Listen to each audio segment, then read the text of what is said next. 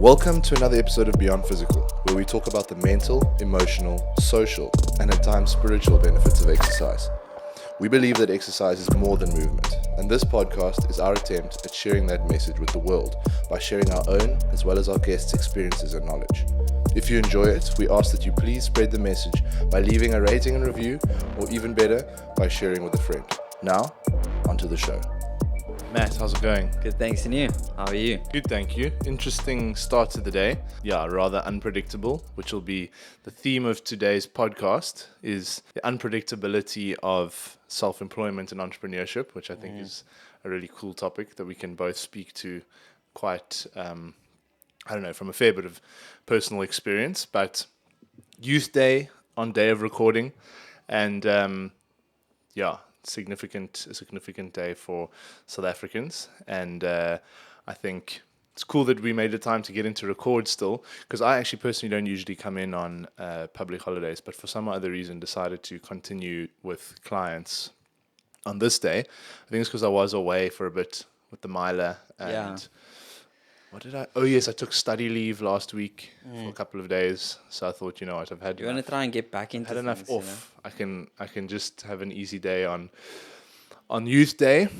Suffice to say, entrepreneurship had other plans, but that's how the game goes. How are you doing? How was your weekend? I heard that you had some positive feedback on the Horizon merch. Yes, it was good. It was a good weekend. Spent it with some friends and family, and a lot of people liked the Horizon merch that I was wearing, myself and my girlfriend. So that's a good positive, since we still have a bit of merch for people to come and get. So pull through and come and get some merch before it runs out.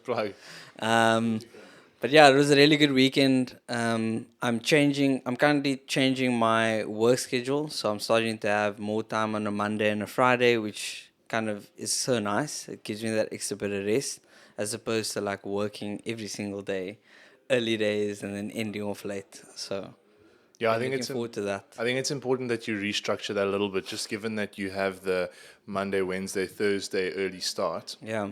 Because you open on those days, you do want to kind of get your work cadence to flow in a way that allows you to still deliver quality. Exactly. Because something you figure out over time is we have this capacity available to us, and we will obviously do an episode on burnout at some point, but we have this capacity available to us. But just because we have that capacity doesn't mean we have to fully deplete it, because when you do that, your service delivery suffers. Yeah. If you're running on fumes and on your reserve tank, then your clients are going to feel that a lot as well as you're going to feel it. But end of the day, you're there to look after your clients. So it's like, if you aren't fully rested, one of my online clients said they were advised by a mentor, you've got to take a break, otherwise your body's going to tell you to take a break for you. Yes. Where you're just going to crash, and then you're going to have to do that. So I'm glad to hear that you are restructuring things. Was there a moment or an epiphany that you had, or did you just kind of chat with Kez or reflect and go, you know what, I think I could probably structure things a bit better? I mean, I've been in the case where, like, when I started in the industry, when we all start in the industry, it's quite, in anything that we do, you want to kind of be the best already, but you also need to know that it takes time. So initially when I started, like the first 2 or 3 years, I was just committing to everything, saying yes to every opportunity. And that obviously has had its consequences in terms of not getting enough rest, or my mind always being active about work or ways that I can improve, different training programs. And it came to a point in that early phases in which I would write a program, like 12-week program, look at it the next day, and I'll be like, oh, this is so bad, because my mind is not there. Even though the intent is there, like, I'm so tired that I'm not giving it my best. And I think from that moment, that first burnout phase, I kind of took a step back. And now when it started happening, reflecting with kids or like family and friends, I could see that it was coming on along. So it's quite nice that I could take lessons from what happened at the first phase, and I can prevent it from happening now, because I feel like if I had to allow it to happen now, the cost or the things that are attached to it would kind of the things that are attached to it would kind of cost me more. Yeah, the taking time off repercussions now would be greater. because I have more responsibilities here now at the Horizon. I can't just take days off, because there's so many things that we depend on as a team, and I don't want to obviously kind of let down the team in that case. So it's just about having a healthy relationship and understanding that there's more people that are depending on you, and we're all like a web. So we have to be communicating about the kind of effort we're putting in, and if it's too much for us, then we have to let each other know so that one person can take over, instead of it coming to the point where, okay, I didn't communicate and now something isn't happening. And obviously, you being a coach, you regularly will deal with things changing. You know, people cancel, people get sick, you get sick. You don't have the most rigidity in your schedule. It's kind of it's part and parcel of how that kind of lifestyle goes. How do you, speaking about restructuring your schedule, like how do you manage or how do you deal with the changes that often come up? Being someone who's self-employed, you're setting your own kind of parameters around work, but then there are external factors that change that. It's not like, okay, you've got responsibilities at horizon, but it's not like you're clocking it at a certain time, you're clocking out at a certain time, and that's your kind of, that's how it's going to work. There's a significant amount, and I mean, also if you're not self-employed, there are uncontrollables that will also influence your clocking in and clocking out. But I think particularly someone in your position is more kind of exposed to that. So how do you kind of roll with the punches? Does it affect you a lot? If it does affect you, how do you cope with it? For instance, let's say you've got a client who's booked you at 5:30 in the morning. You wake up Come at here at 4:30, 5:30. you get here at 20 past 5, and you get a text message, I've overslept or I'm not Yeah. going to come in. What is your mental process around stuff like I that? think maybe when I started, I would have a different reaction to it, because I mean, when I started, I didn't have as busy of a schedule, and I wasn't exposed to as many different clients. But as the years continued or move further, I learned to understand that that's how life works. Like, it won't always be that you'll have the perfect schedule. Even in the most structured job, there is space for something to go wrong, and you need to have space for something to go wrong or something not to go to plan, because you can't, like, when things are always going well and you don't have that space and something goes wrong, it can affect the project greatly. And that's how I like to view it with my schedule or with my kind of work year or work months, because it just helps me kind of not have unrealistic expectations. Like, I have an idea of how many sessions I want to get done in the week, and if people cancel some of them, I wasn't expecting to have all of them completed, so I'm not disappointed. And I think it's also just understanding that there's times where I am not feeling well. And I mean, if we all look at it without the titles and without the labels, like, we're all human at the end of the day. So we can't forget that there's times where we all get sick, or there's times where we're all running late.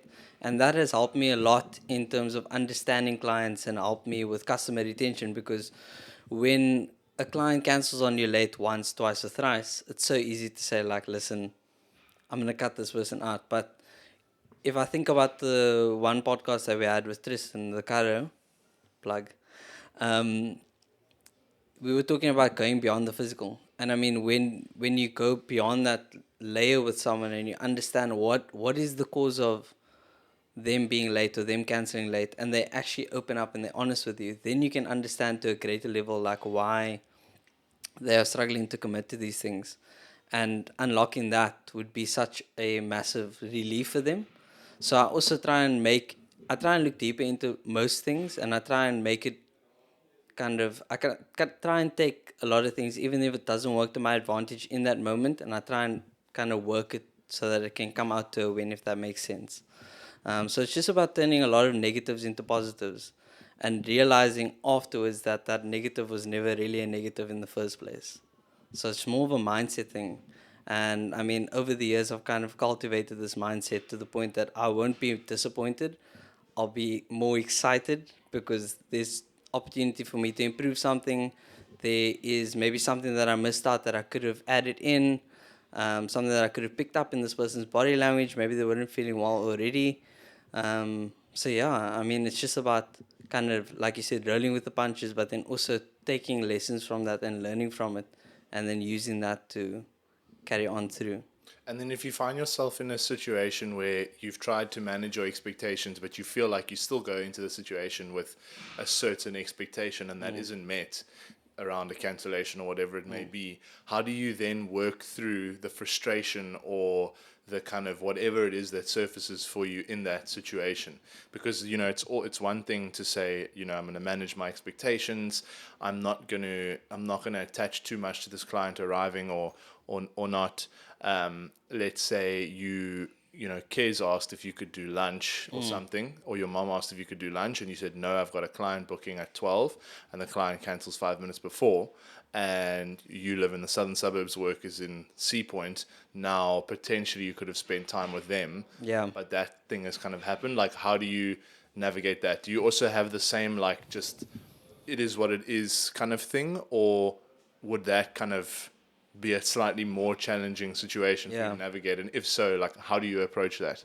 I think this goes back to one encounter that I had with a very close friend of mine. So I'm gonna go a bit off and then I'm gonna come back. So, um, at like that saying, like at start you have a bit of conflict and then you become the best of friends. So this happened with one of my colleagues in college, and we had like a bit of a disagreement, and I remember emotionally like there was a lot of tension, and we both kind of retaliated. But I stopped at one point, and I just kind of took a step back while he was still going through with it. And I mean, in that moment, I realized like, okay, I can choose to stop, and I can just let him express his emotions, and I can actually make peace internally with this, and it won't bother me. But he will be left with whatever he continues to do. And I mean, the next day we had a good conversation, and he was like, I'm so sorry about my actions. Like, I'm so sorry I continued that. And I was like, I don't know why, but for some reason I chose to stop because I knew that if I had to continue, it would never end, and that pattern would keep on coming, and the same thing would keep happening to me or happening to you. And it's the same thing I think about. And if I think back to like one thing, when my dad was in hospital, for example, and I was seeing clients, like that meant a lot to me. That time that I can see him and someone cancels and I've committed to be there and I could have been there, like it's hard for me. That was hard for me to deal with. And I remember I went like to a few visits with him, and I would go and like I'd be so upset and I'd complain. And he'd be like, "What are you complaining about? Like you here now." And it made me realize in those moments as well, as much as it's frustrating, it can affect us in moments where we actually, like the things that we're getting frustrated about because we miss moments, we take that frustration and we talk about it in the moments that we actually should be present. And that's a You great know? point, because often, excuse me for interrupting, but a lot of No the worries. time, the stuff that's frustrating us is something that's happened previously or something that we are anticipating to happen. And that frustration often comes from the friction of trying to, be somewhere else that isn't here. Exactly. Where it's like your dad saying, like, you're here now, enjoy this. And I often find that happening where I'm kind of like, there was something that was irking me and kind of rubbing me the wrong way, but that has now passed, and I'm in a situation that would typically make me feel really good, Yeah. but I'm not feeling good because I'm too preoccupied with that thing that was annoying me previously. Exactly. And then it becomes a self-inflicted kind of Yeah. frustration. And I'm pretty sure like there's been a lot of moments where I'm either with my girlfriend, my mom, when I was with my dad or with other family members, I'd be so worked up about something, like either if it's a client or work or personal kind of goals or objectives that I haven't met for the day. And I think that's also another thing that we touch on in this big, we touch on in our industry, because we work for ourselves. It's so much pressure that we have to kind of put on ourselves and make sure that we kind of meet certain deadlines or certain goals. But in those moments, you actually have a realization like, I wanted to be here. I was frustrated before.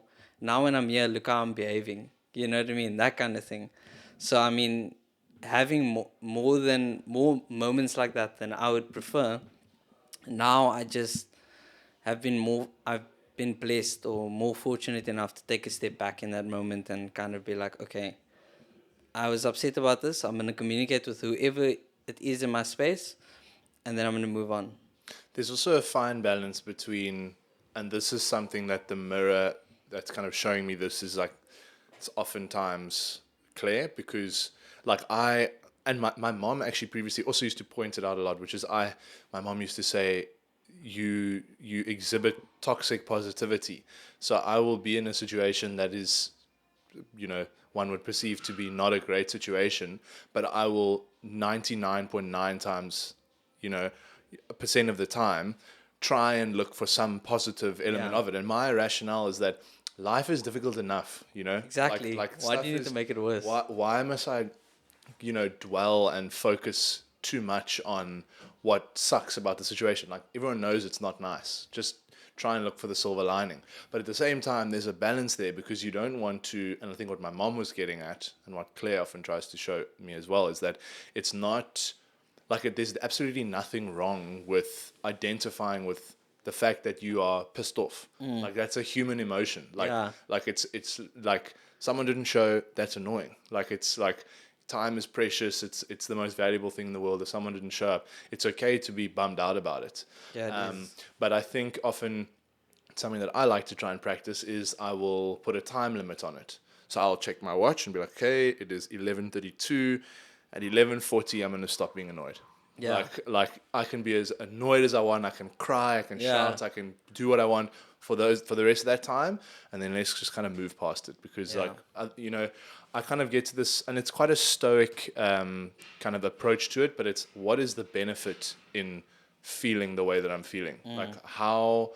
And oftentimes it's like, yes, you identified that something didn't go exactly how you wanted to go, and it's causing you to reflect and look at how you might change it going forward. But past a certain point, once you've given yourself that message, it's like, it's done now. Like, if Yeah. you're going to sit and wallow in it, it's just going to consume you and kind of be uncomfortable for you and for the people around you. Yeah. And I think that is a very, that scenario happens a lot when you are setting your own boundaries, when you are very much in the driver's seat. If you are in a self-employed situation, or you are an entrepreneur, where there's so many more things that are kind of, you are responsible for. You're the last line of defense.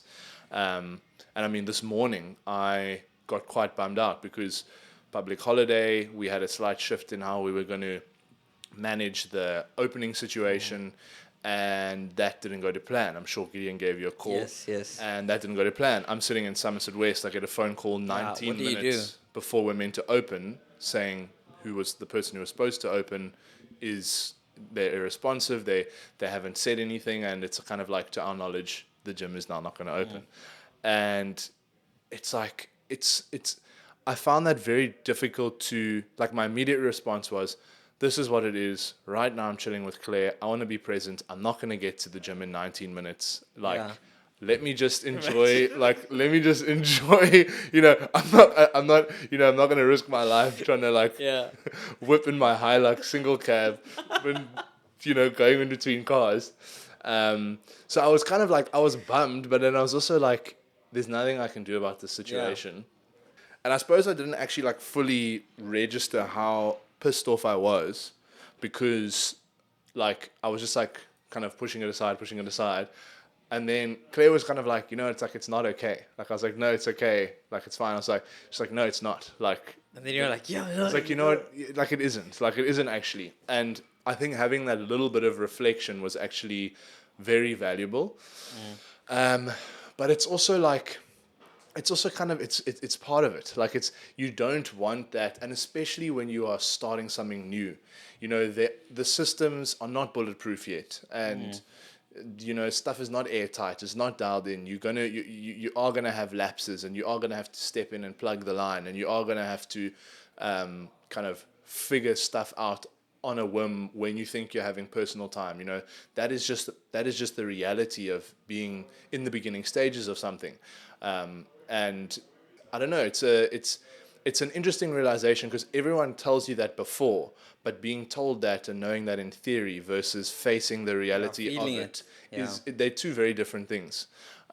So, I think and I was chatting to another entrepreneur friend of mine, who he's just founded his AI startup, and in his words, I'm quoting directly, it was like, entrepreneurship is not for sissies. It's like, you get told all the stuff, and you read all the stuff, and it's kind of like, I don't know, it sounds like entrepreneurs are always playing the violin of, oh, it's so hard, but like it is hard. Yeah, it's tough. It's very different. I think it's very glamorized. Like you set your own kind of hours, and you've got a lot of flexibility, and you are in the driver's seat, which is all true. Yeah. Those are all amazing things. But the flip side of it is you're chilling with your significant other, taking some time, and then you get a phone call, Yeah. and it's it's time to put Literally. out a fire. Yeah. It's like, and then it's weird because you feel like you can't actually ring fence time for you Yeah. until the organism, as in the organization, is fully self sufficient. And I think that takes a while. That takes a long time. And I also think there's the element of comparison where you're thinking we should be at a certain point where we aren't yet. And also a lot of, I mean, I was saying to Mark beforehand, I think the same way, and also no experience here, but the same way having a child causes one to mature quite rapidly, the same thing goes with being self-employed or having a business, because you're constantly having to reflect and evaluate and take accountability. Yeah. And there's no way to kind of, oh no, I'm going to like point a finger and blame here, or like, because all the risk and accountability is on you. So there's no escaping, like, okay, the gym didn't open on time. What was my role to play in that? Yeah. No, like immediately it was not my responsibility to open the gym, but at the end of the day, it is, because Yeah. I'm setting up the systems, I'm steering the kind of direction of the thing. Why did that thing not succeed? Why did it not?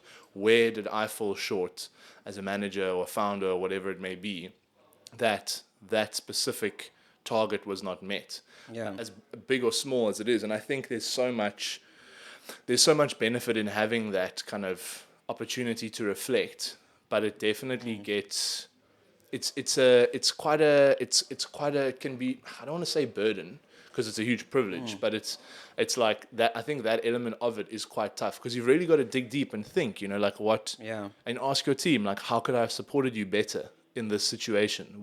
How do you feel that I, as your manager, could have shown up better in order for you to kind of execute on your task a little bit better? Yeah. And maybe there's a situation of them going, you know what? Absolutely nothing. I think I just had an off day. That's normal. That's fine. They could say, you know what? There's this element of your management style that just doesn't work for me. You didn't make this clear. And it would help me a lot if you could change the way you communicate that in future. There was a thing on Friday where Gideon and Sue and I were navigating something to do with leave and Yeah. overtime and things like that. And it purely came from my own shortcoming, where I didn't communicate something clearly, and Gideon kind of being the connector or mediator between myself and Sue brought that to our attention, where Sue had one idea, I had another idea, and we were missing each other. Yes. And then I just said, you know what, I'm so sorry. I apologize. I know that I should have made that clearer. And that's why there was this kind of, misalignment in terms of where we were both at.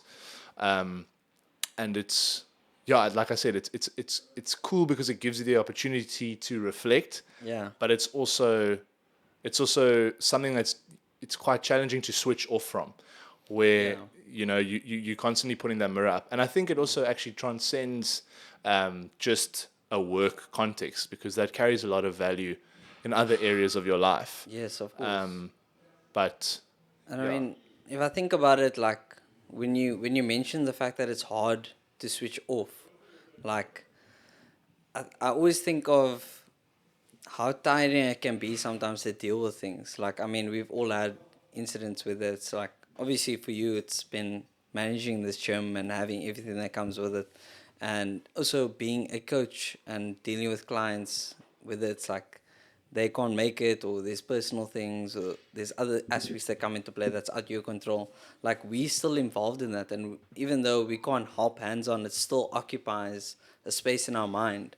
So how do you switch off from something someone told you, and you're like, I shouldn't get affected by this, but wow, it's like in my head. And even though they were venting to you, or they were just talking to you and they didn't want your input, you just still thinking about it because you're like, wow. But I think, like what you said, it's a privilege and it's a blessing to be in that space and be that person for people, and then also be able to see your business or this organism that you've created kind of be so responsive to when things go wrong or things go right. I think it's a massive problem when things go wrong and you don't see anything change. And when things go right and you don't see anything change. Or you point fingers. And there's Exactly. zero accountability. And I think that there's a lot that we can look at and that you can see and you can be like, okay, I'm glad that this is the case, because it's so cliche, but things can be a lot worse, you know? For sure. And like when you look at it like that, that's one way to look at it. And the other way is that it just comes with the industry, like the whole thing of not being able to switch off. That's a skill that you learn over time and committing it. You know, I mean, we read these books, like, I know we all are so dialed into self mastery and personal improvement, and the one thing that I've been striving for now is just the switch. I just want to get better at the switch. Like when I want to work, switch it on. When I don't want to work, switch it off. And that's like a constant battle, because there's always aspects that are involved in that. But what I've learned is that those aspects or those factors, controllable or non-controllable, they're all part of patterns. And if we can track those patterns, you get closer to finding the switch. It is such a skill, though. You used the term, it's a skill to learn to switch that thing off. And I can definitely say, and it's difficult to pinpoint exactly which event it was, because I opened the gym 8 months after my mom passed. So it was they were very much they happened at similar times. So I'm Yes. not sure if it was taking full responsibility for my life after my mom had passed, or if it was starting the business, or both. But after that episode, that little moment, that 9 month period, Yeah. I've definitely found that I have had to really try and learn how to refocus, because there's a lot of stuff that is constantly on, where, it's like, okay, I'm with a client now, but okay, this bill has to be paid. This kind of strategy has to be refined. This communication has to happen with the team. This leave has to be approved. This thing, and it's like, turn it off. Yeah. Like you're with a client now. Yes, Like that's yes. where you're supposed to be.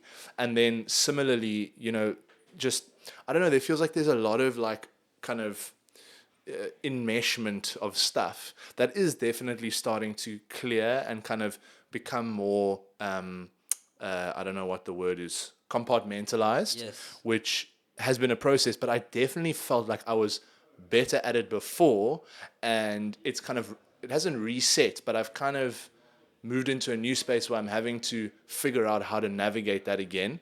And I think that is a thing of, just being patient with yourself, because when you do step up into a new place in your life, and there are a whole bunch of different areas that you are taking responsibility for that you weren't beforehand, it's natural to be preoccupied with them, because you kind of like, you're not yet fully confident that you've got a finger on the pulse of that thing. So Yeah. your mind does drift off to it. But once you've reassured yourself enough through doing the thing over and over that you are competent in that area, you feel comfortable to not think about it. Yeah. Where it's like, the time that I give to it, I will give to it. The time that I'm focusing on something else, I don't need to think about that thing, because I know I've given it sufficient time and effort and quality in terms of what I've put into it.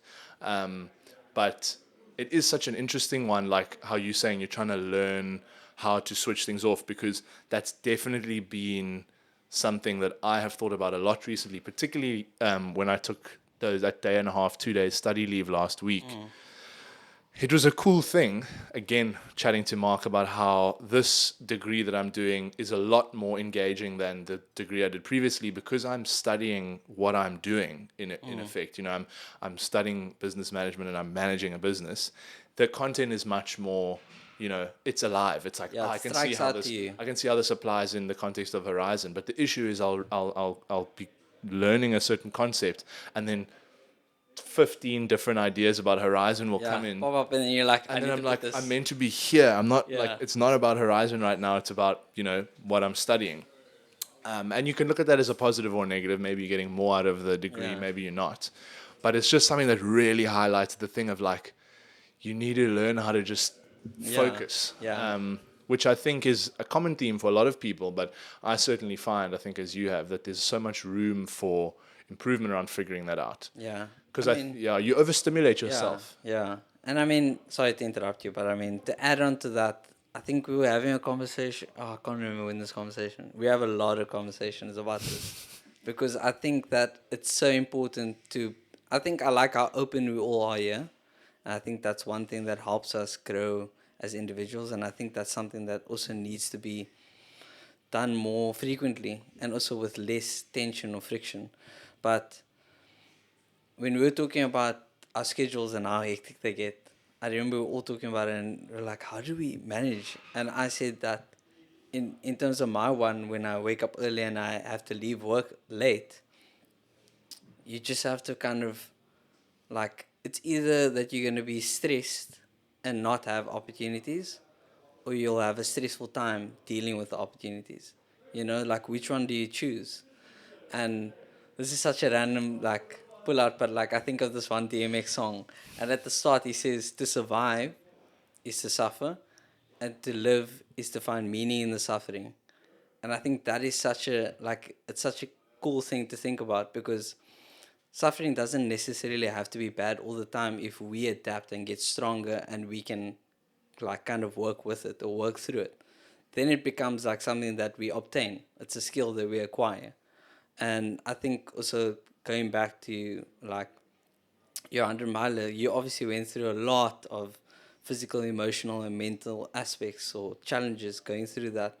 And because you're able to finish that, that's one thing that can help you when it comes to obstacles. You can think of that as a threshold and be like, okay, is this the same? It's probably not the same, but because I've done this, surely this wouldn't be as hard. And I think we don't acknowledge that enough, you know, like when it comes to challenges, often it's so easy for us to panic or to stress. But then I'm like, wait, but I've been doing this for a long time and I've had obviously worse times than this. Why would this be any different and why do I need to panic about it? Why don't I just be calm and collected? You sometimes forget that though, You do that you've forget been it. through And stuff the other previously. thing is that when you in a it depends what space you're in as well. So like a lot of times we're quite mobile, so we're not always here at the gym, which I feel like is a safe space. Or when you're with your clients, it's a safe space. It's where you like it's like your place of power. You know, you're at your funness, you're at your it's like home ground advantage. Yeah, you're But as soon as you confident go there. out there and then you quickly just get negativity thrown at you, people are saying like, oh, did you think about this or did you think about that, you know, at family events or social events, and you have to just kind of put a barrier up, and that also gets tiring. And that's why it's so important to take care of your own personal rest, so that that barrier can never like fault, and you don't let those negative comments come in. Um, and it makes me think back to like what you were saying earlier, where it's like the challenge of finding the switch is so hard, or like what I said, the challenge of finding the switch is so hard. And the interesting thing is when we find the switch, like we're gonna look for another thing. Because by the time we get there, we've developed and adapted so well that we've elevated our life to a certain point that we've committed to new things, we're investing in new things, and there's more challenges. So it's just like a collection that we create. And when you think of it like that, it actually becomes like a fun thing. And it makes me think that you could either choose to think of things as like a challenge that will end your journey, or either a challenge that will make you better and kind of help you continue the journey into whatever your end destination is. But I think that is pretty characteristic of the stage of life that we're in. Mm. Obviously, can't speak to other stages of life because we haven't quite lived to that point yet. But I think it's pretty normal as younger people to constantly be looking for ways in which to build and improve and grow, because we are kind of finding our feet and figuring things out for ourselves.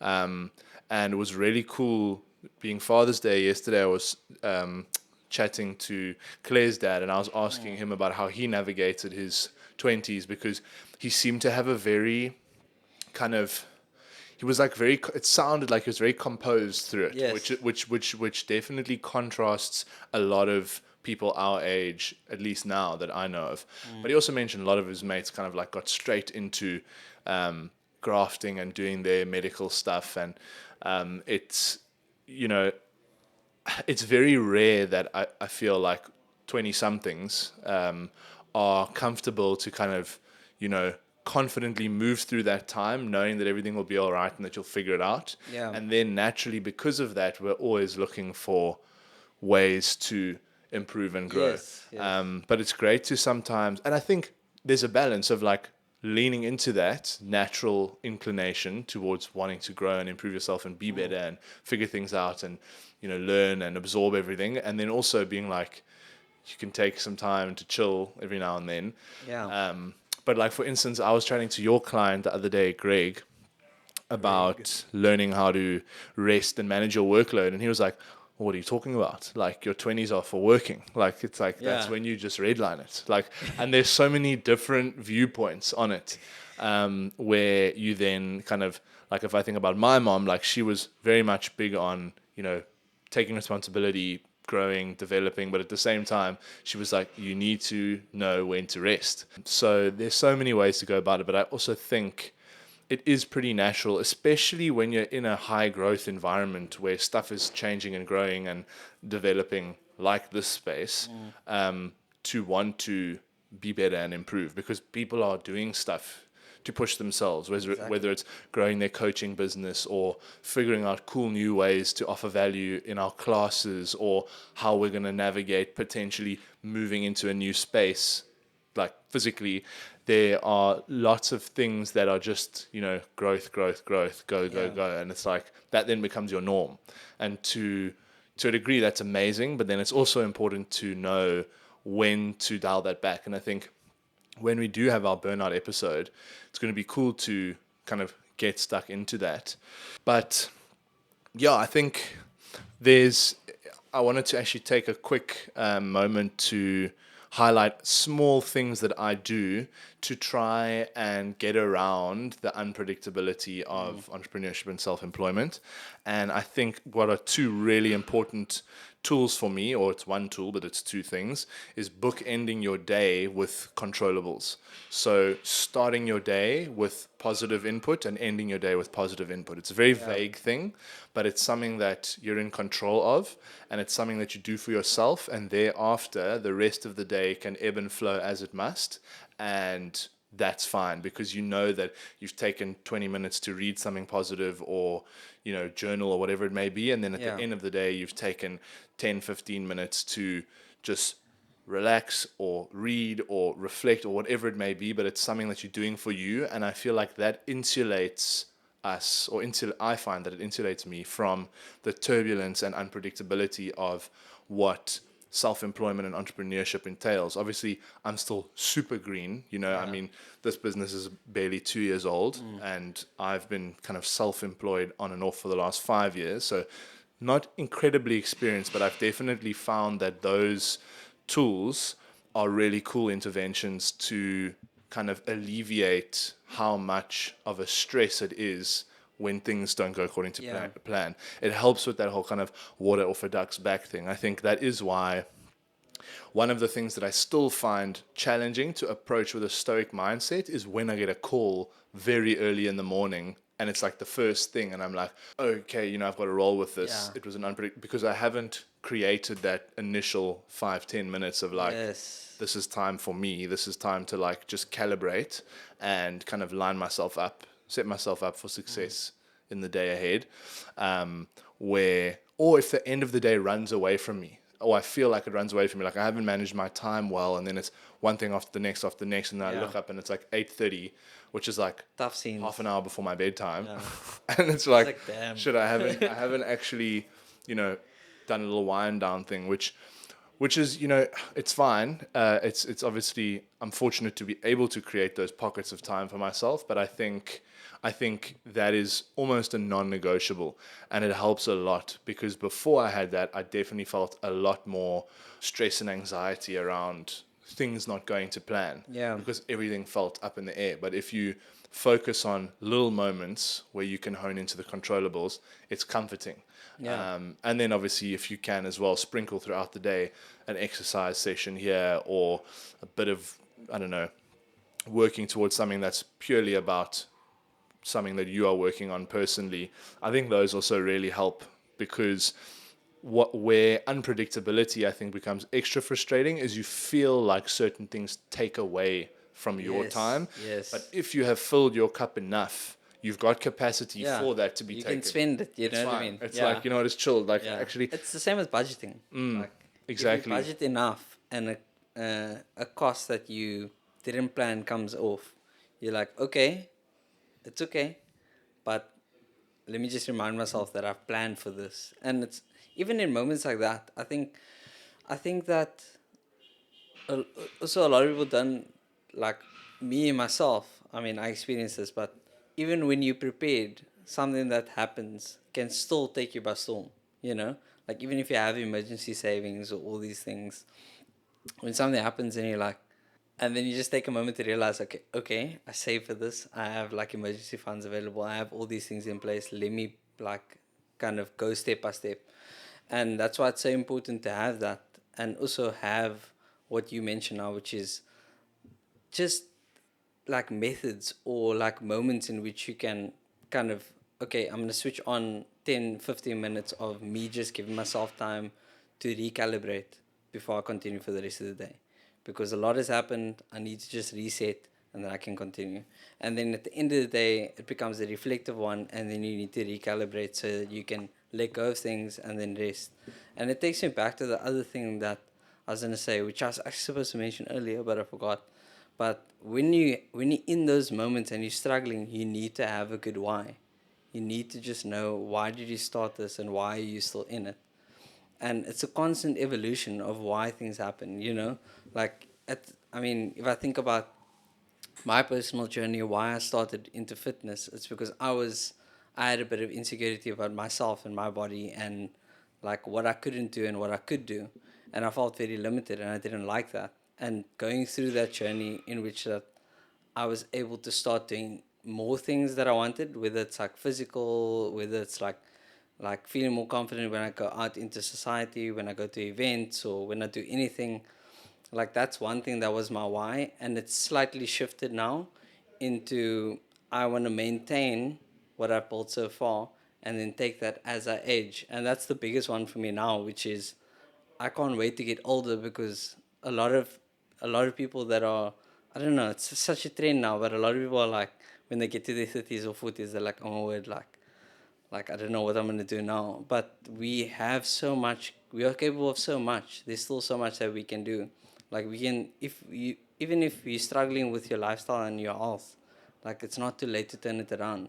And I think that when now that we're in this industry, we're so fortunate to have the tools to kind of like cultivate something that we'll be able to take with us for years and years and years, and show our peers and the people that are close to us that it is possible to go at a, like until you age, whatever age, and still be able to do the things that you want to do. Maybe not at the same threshold, maybe not at the same level, but it's a choice. It's a mental choice. And if you have a why, what seems impossible becomes more possible. Yes, and I think that's a great caveat to another super helpful tool around dealing with unpredictability in life, not just entrepreneurship and self-employment, is just as a general rule, I find, again, kind of a tenet or tene, however one pronounces that, of stoicism, is focusing on the controllables. What are the things that are within my control? X, Y, Z. What are the things that are out of my control? All the other letters in the alphabet. Let me Yeah. let go of that and focus on the X, Y, Z. And that is the time that you give yourself in the morning, the time that you give yourself at the end of the day, maybe some form of exercise or mindfulness throughout the day, but like you are choosing to carve that time out for yourself. Yeah. And I feel that, just as I said, what causes the friction around unpredictability is stuff that's out of your control. That's unsettling. Naturally, we want to have some form of structure and routine. It's a very comforting thing. Yeah. So when that gets thrown out of kilter, it's like, what's going on? Like, I'm feeling stressed about that. But the way that you can kind of reduce that is by having things that you tell yourself, I'm going to do this thing, and it's a very low hanging fruit, easy type thing to tick off, and you Yeah. do that. And then that just allows whatever it may be in throughout the rest of your day to take place, and for you to be able to just walk through that stress-free, or with stress, reduced significantly. But if I can kind of echo the points back, your main point was to find your why and have a why, to remain connected to that why, giving yourself time, feeding yourself positive information at the beginning and the end of the day, and making sure to focus on the controllables and carve out some time throughout the day for yourself. I think those three key things are instrumental in just kind of moving through unpredictability as comfortably as possible. Inherently, there is discomfort in that. It's not something that typically people enjoy. I mean, sometimes it's fun to have, a little bit of chaos every now and then. But yeah, I think those are three pretty helpful takeaways for those and I mean, situations. To add to that point, I don't know if you've experienced it, but being in this industry and being through the turbulence that it takes you, there's been a lot of moments where I'm like, either like with a friend group or with my girlfriend, or like in other settings where something happens and I'll be like, okay, and I'm so grateful that like I've been through, or like I've experienced things to the point that like at the same time I should be like paying attention to how things affect the day and like how things affect the plans, but I'm also aware of the other side of things where like it's actually like you can actually see outside of work that it's just part of life. And as soon as you realize that, it actually like, I feel like my work and my experience in work and this industry has actually helped me to attack so many things in my personal life at a better rate. Like I'll just take the same principle from work or working with a client, put it in my personal life, how I'd solve a problem.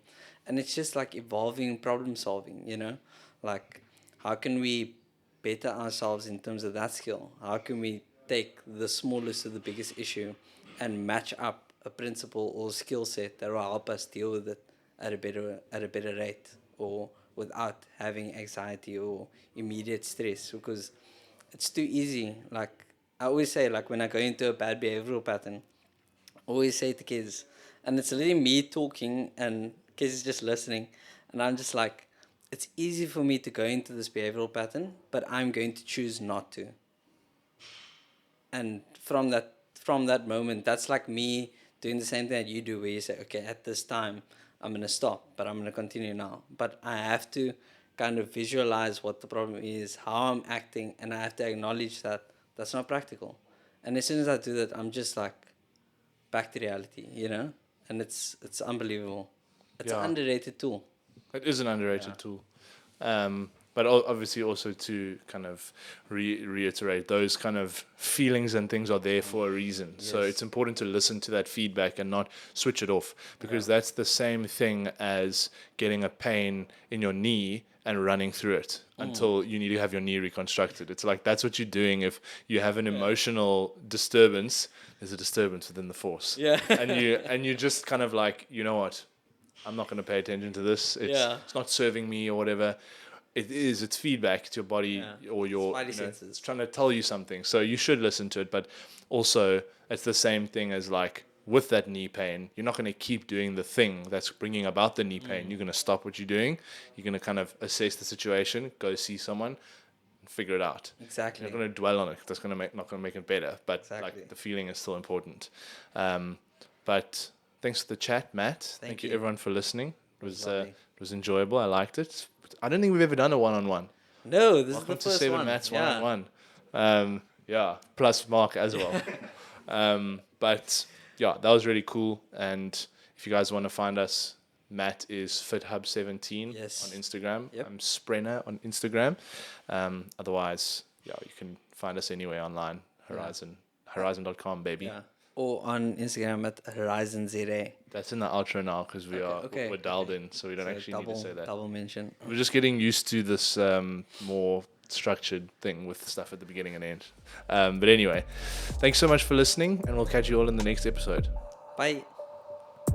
Thank you so much for listening to the show, guys. We love answering specific questions. So if there's anything you want to know, leave a comment or reach out to us directly at HorizonZA on Instagram or email us at movement@horizongym.com. Until next time, I'm your host, Seb Prentice, and this is Beyond Physical.